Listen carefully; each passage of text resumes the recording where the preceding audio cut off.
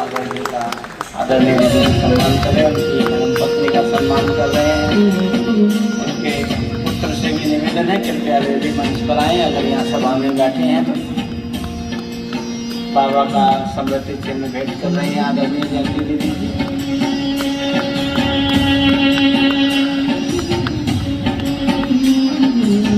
बाबा के घर की टोली भेंट कर रहे हैं। मैं निवेदन करूंगा एमएलए श्री संतोष बांगल जी से, आपने जो 2 दिन यहाँ हेडक्वार्टर विजिट किया,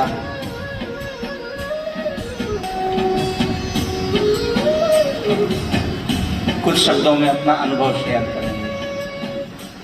कुछ शब्दों में शेयर करेंगे। शांती।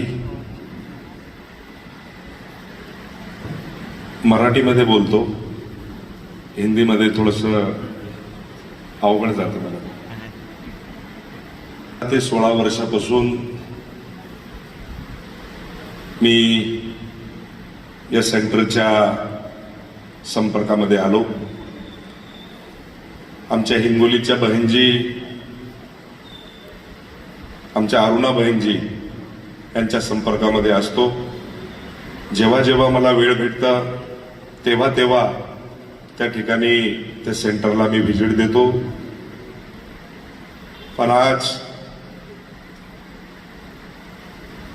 गेल्या बऱ्याच दिवसापासून इच्छा होती की माऊनाबोला यायचं, भेट द्यायची। मला वाटते की ती आज ईश्वरानं माझी पूर्ण केली।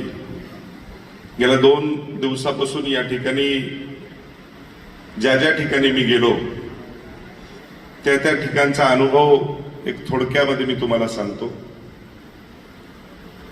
मला तरी असं वाटतं की ज्याला शिवबाबा कळाले त्याला ब्रह्मबाबा कळाले, आणि ज्याला ब्रह्मबाबा कळाले त्याला शिवबाबा कळाले। मला असं वाटतं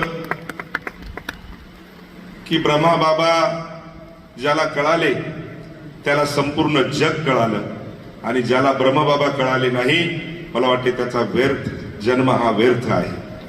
म्हणून या ठिकाणी आमच्या बहिणजीनं त्यांच्या वाणीमधून एक एक शब्द जसा पडत होता तो अतिशय हृदयाला टच करून जात होता।